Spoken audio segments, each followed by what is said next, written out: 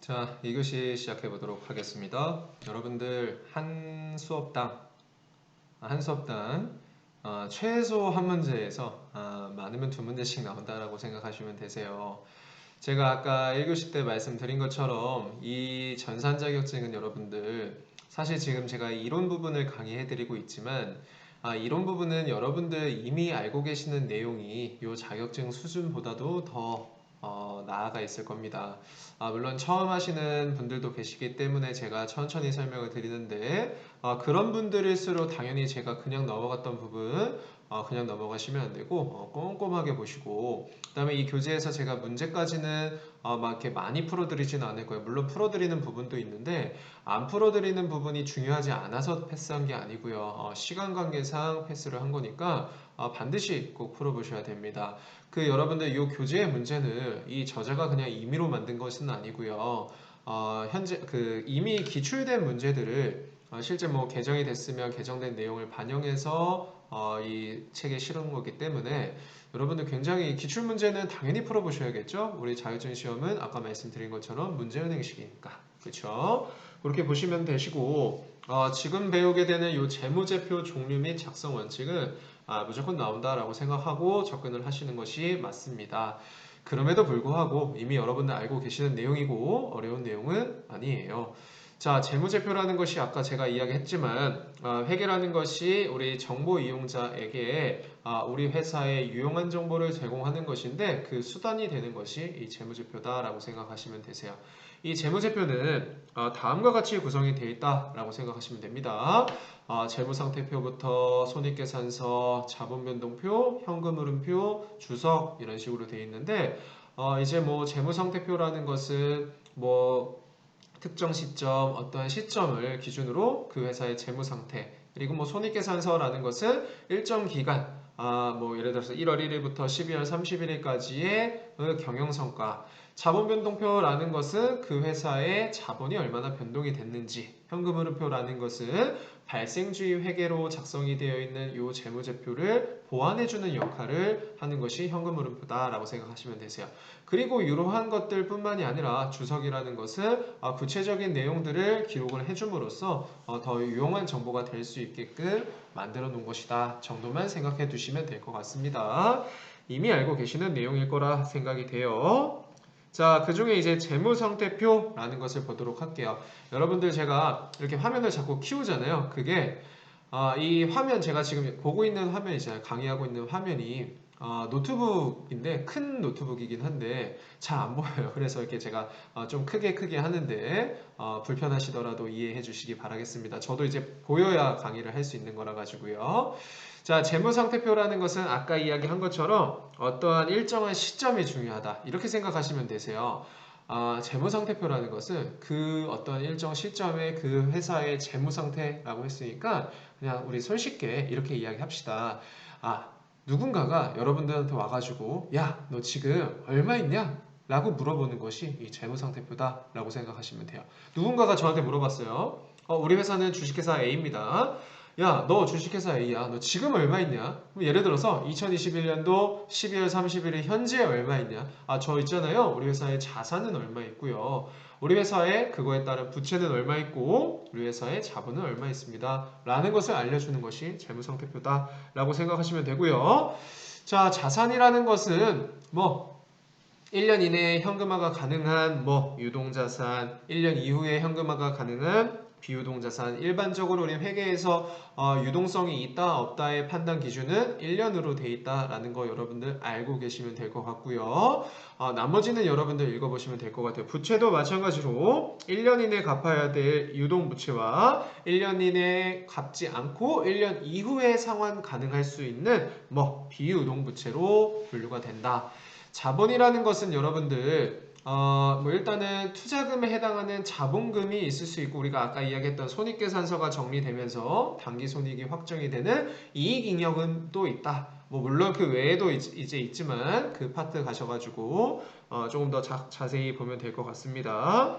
재무상태표는요 다음과 같은 작성 기준이 있어요. 자, 회계라는 건 여러분들 자, 이렇게 생각하시면 돼요. 자, 회계라는 것은 우리 이 회계를 하는 사람들끼리 모여가지고 약속을 정한 거야. 야, 우리 이렇게 하자. 그 말은 일정한 룰이 있는 거야. 그 여러분들 그 룰을 습득해 나가는 겁니다. 뭐 굉장히 대단한 발견이라든지 이런 건 아니고요. 그냥 우리가 이 장부라는 것을 통해서 우리 회사에 정보를 제공할 건데 이 장부라는 것을 만드는 방법에 대해서 우리가 약속을 할 거거든. 그렇기 때문에 그 여러분들이 그 약속에 대해서 알고 계셔야 되는 거야. 근데 여러분들 주의하실 거, 이 전산 자격증을 공부하다 보면 제일 많이 질문이 들어오는 게 있어요.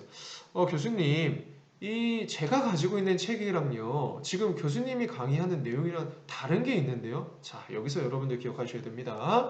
우리가 지금 공부하고 있는 이 전산 자격증은요, 여러분들 회계가 일반 기업 회계 기준을 전제로 하고 있어요. 일반 기업 회계 기준이라는 건 여러분들 이미 공부하셔서 다 알고 계시겠지만 중소기업들이 이용하고 있는 회계다라고 생각하시면 돼요. 중소기업들이 사용하고 있는 회계 기준서. 그리고 여러분들이 지금 아마 가지고 계시는 대부분의 책들은 IFRS를 우리나라에서 도입한 한국채택, 즉 KIFRS가 도입되어 있는 책들을 공부하고 있을 거다라는 거죠. 아까 제가 회계라는 것은 일종의 룰이라고 이야기했는데 일반 기업 회계 기준은 우리나라에서 우리 회계 이렇게 하자라고 룰을 만들어 놓은 거예요. 근데 국제회계 기준 도입이 이제 필요하다 보니까 여러분들 뭐 추가적으로 학습하실 분들은 좀 그 내용을 한번 보세요. 왜 국제회계 기준이 도입이 됐는지. 우리 전산 자격증, 전산 세무 정도 가면은 우리가 출제가 되고 전산 자격증뿐만이 아니라 일반적인 요 세무 회계 자격증에서 많이 출제가 되니까 참고하시면 좋을 것 같습니다. 당연히 우리나라 그 회계와 중국에 있는 회계, 미국에 있는 회계 각각이 다르다 보니까 장부의 형태가 다 달라요. 그러면 우리나라에 있는 주식회사 A 그리고 중국에 있는 주식회사 B, 미국에 있는 주식회사 C 각각의 재무제표를 보고서 그 회사 간 비교를 할 수가 있어요, 없어요?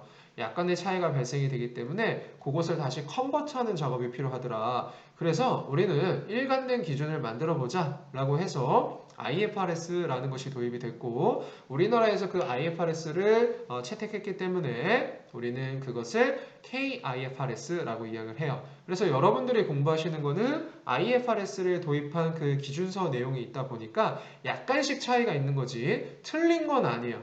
차이점이 있는 것 뿐입니다. 아시겠죠? 근데 어쨌든 자격증 시험에는 객관식 문제고 그 객관식 지문을 보기 위해서 약간의 혼돈이 있을 수 있는데 지금 앞으로 보게 되는 내용이 여러분들이 공부하는 교재와 조금 다른 내용이 있어서 제가 말씀을 드린 거예요. 지금 이 재무상태표의 작성 기준도요.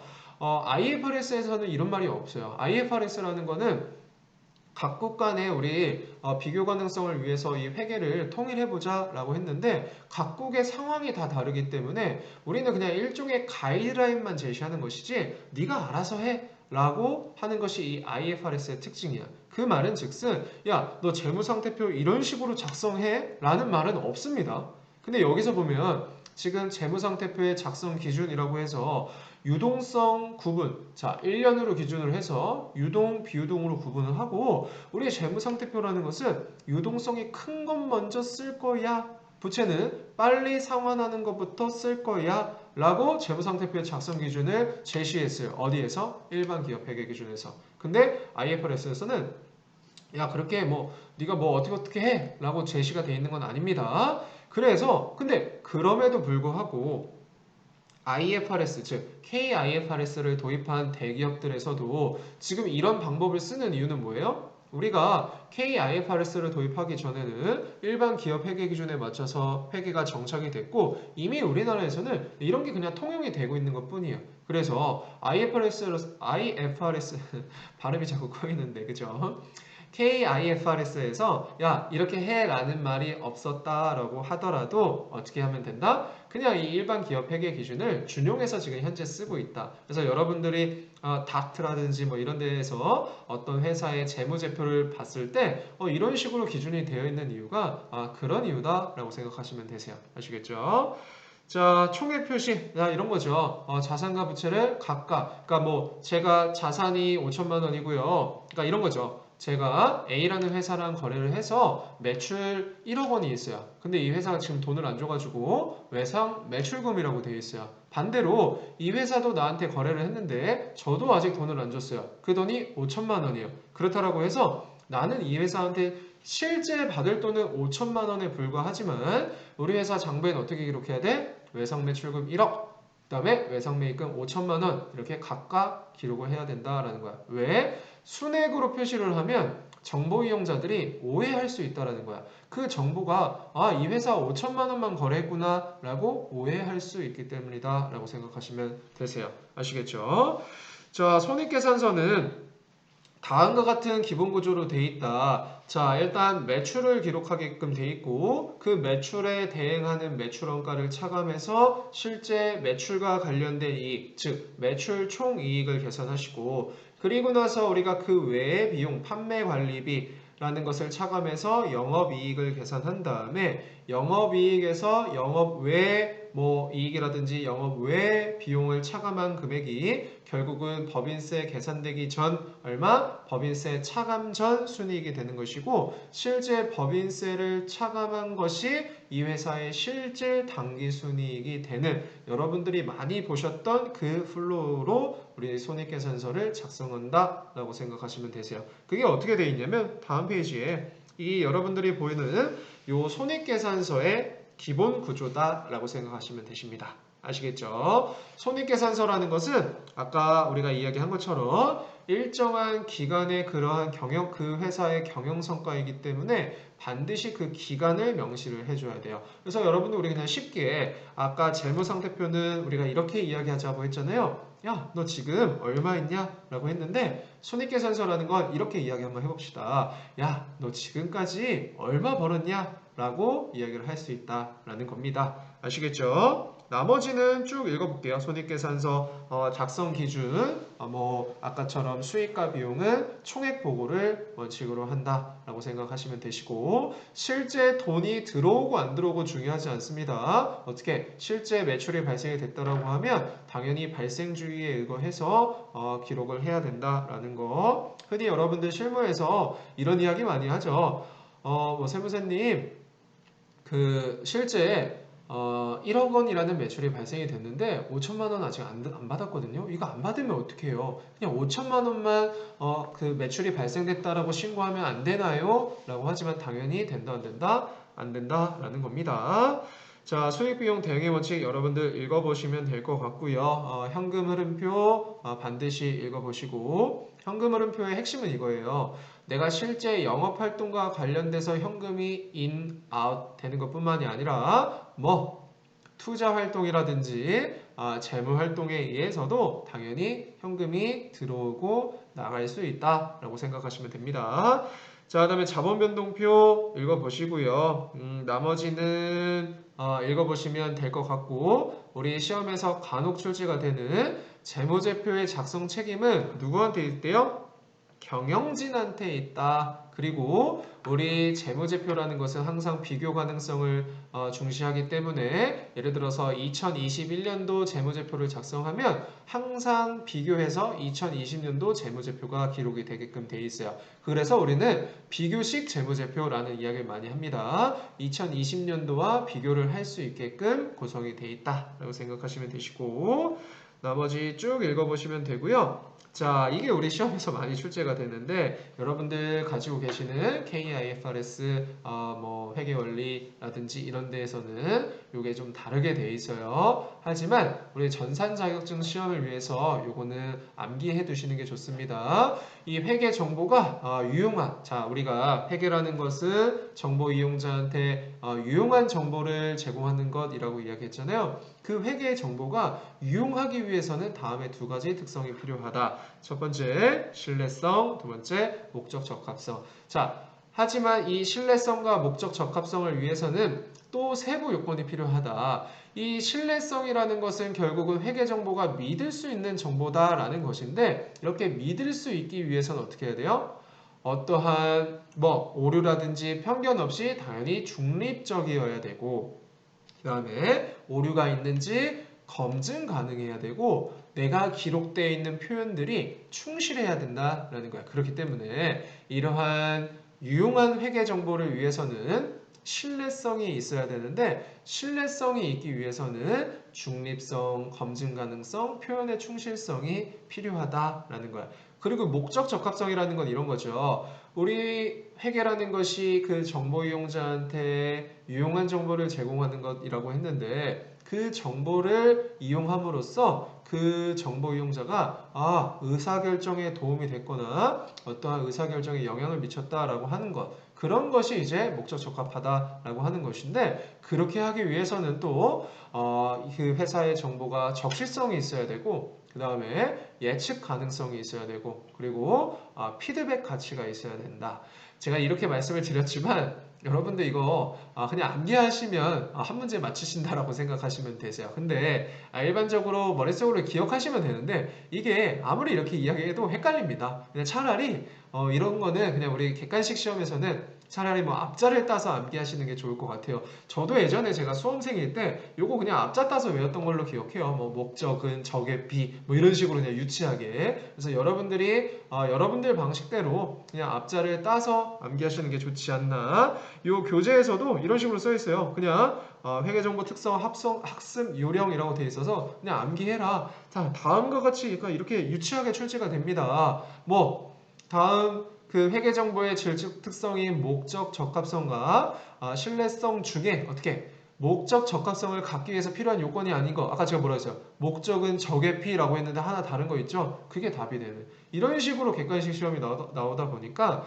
가끔은 그냥 앞자를 따서라도 암기를 해야 되는 것이 우리 조금 더 자격증 취득에 도움이 된다라고 생각하시면 되세요. 물론 제가 그 내용에 대해서 좀 설명을 드렸고 그 내용에 대해서도 교재에 잘 설명이 되어 있지만 결론적으로는 뭐다? 앞자를 따서 암기를 하셔야 된다라는 겁니다.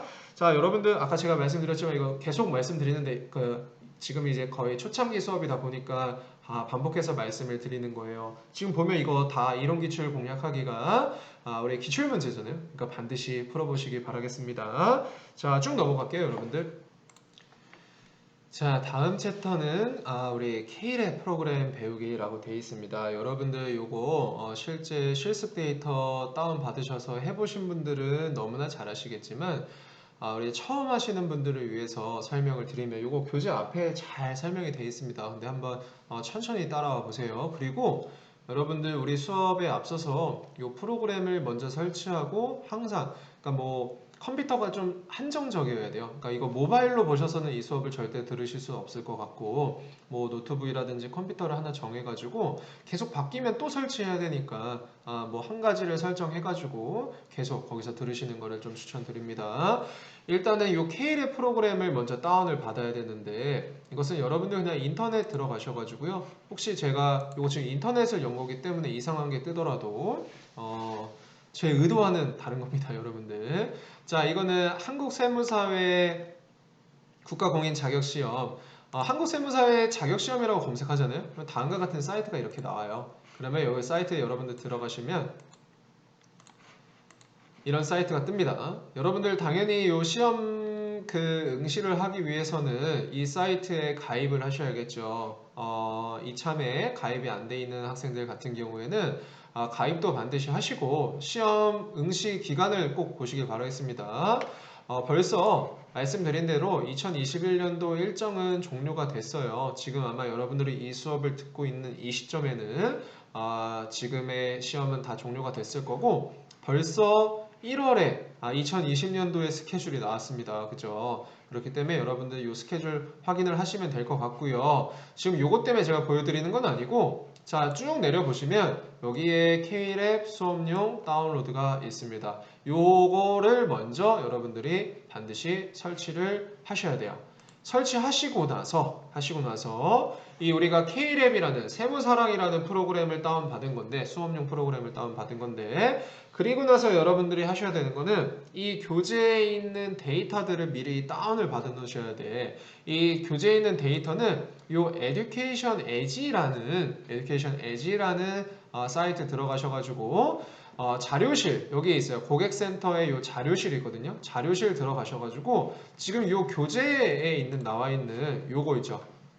그죠? 요 콕콕 정교수 전산회계 1급 교재잖아요. 요 실습 데이터를 다운 받으신 다음에 압축을 푸시고 그냥 실행시키면 되세요. 아시겠죠? 실행시키시면 됩니다.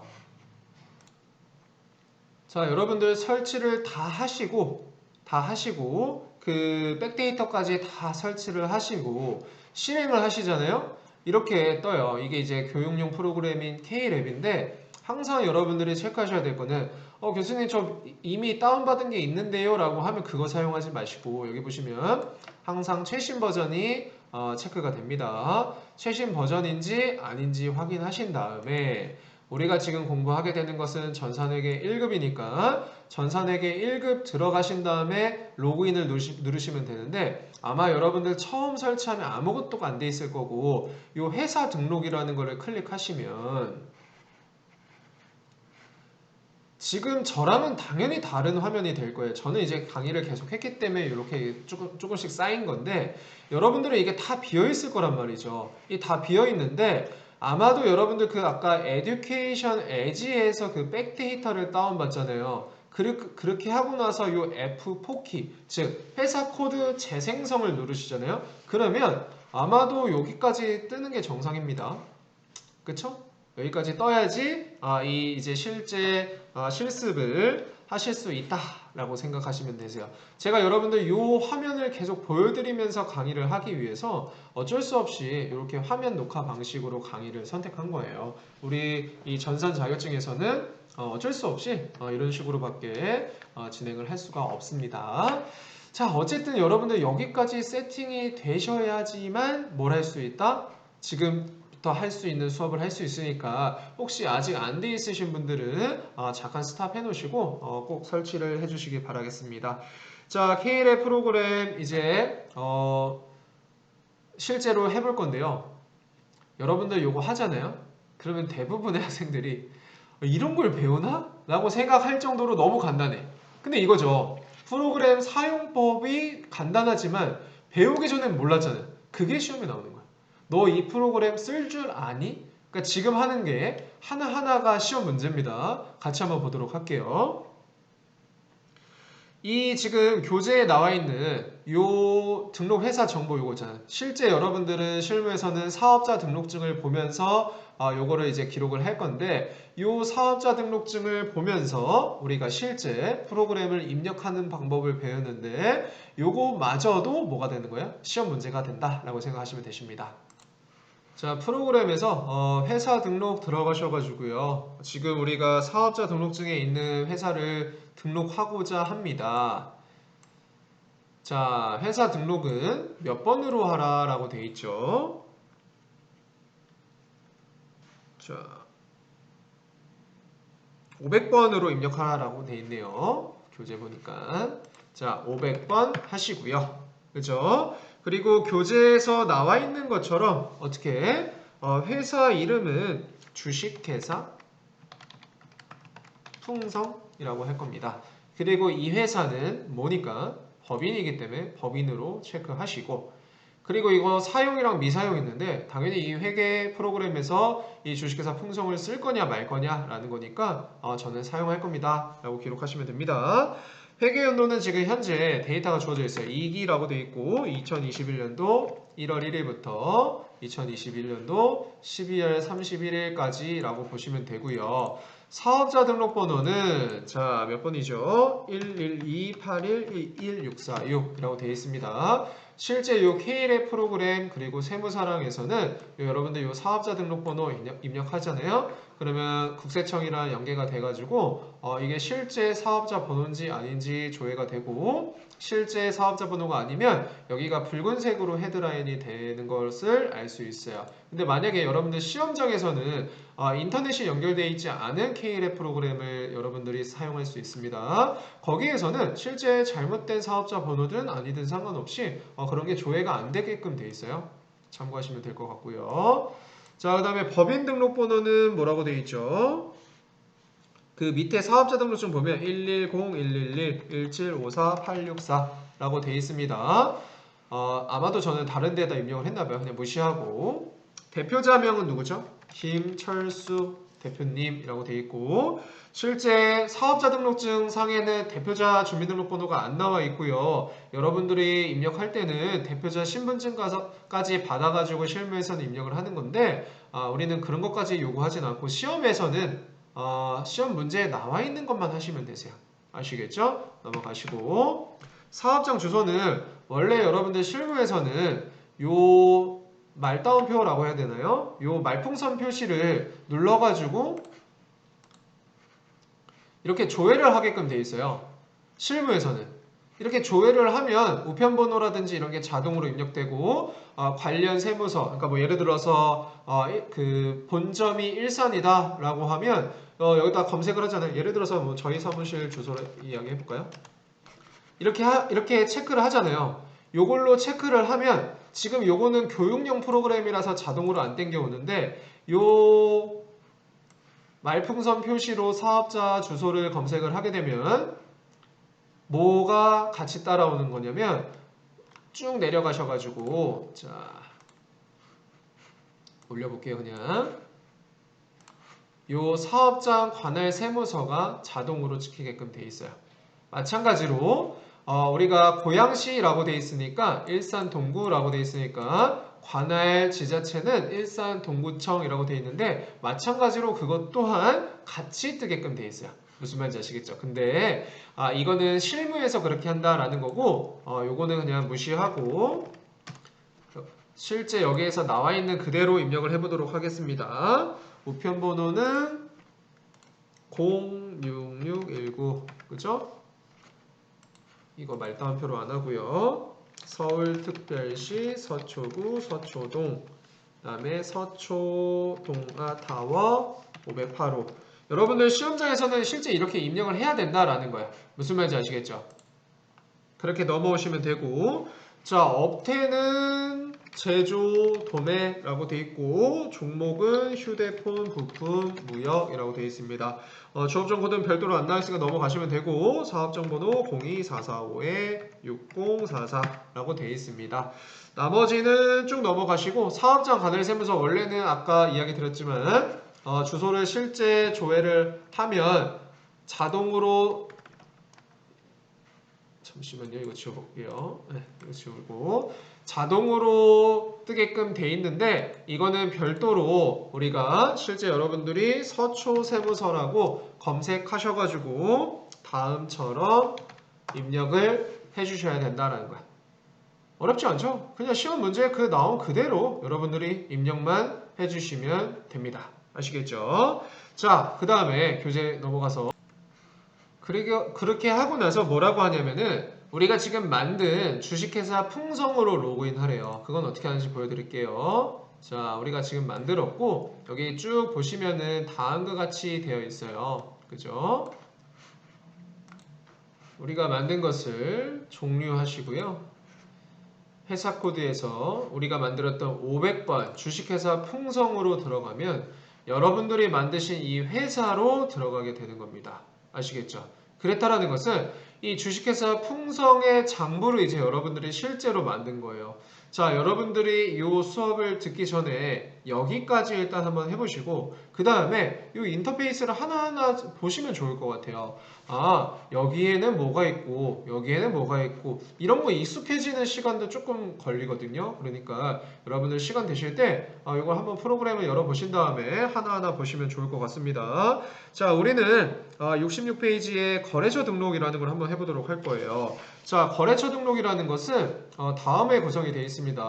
실제 여러분들 여기 기초정보관리에서 우리가 지금 한 것은 이 회사 등록인데요. 이 기초정보관리에서 최소 한 문제에서 두 문제, 많게는 세 문제도 출제가 된다라고 생각하시면 되시고, 거래처 등록은 도대체 뭔지 한번 넘어가 보도록 하겠습니다. 자, 문제에서 실제 기출문제예요. 실제 기출문제인데 다음에 거래처를 추가로 등록하세요 라고 되어 있어요. 자, 거래처 등록하면 되죠. 이 문제에서 이렇게 주어진 그대로 입력하시면 돼요. 지금 저는 이렇게 입력이 되어 있잖아요. 지우고 다시 한번 해보도록 하겠습니다. 지울 때는 그냥 이런 식으로 삭제 누르시면 돼요. 101이 사용하고 있다라고 하니까 이것만 삭제를 해보도록 하겠습니다. 사용 중이라고 나오네요. 어쩔 수 없이 그러면 다른 데에서 한번 해보도록 할게요.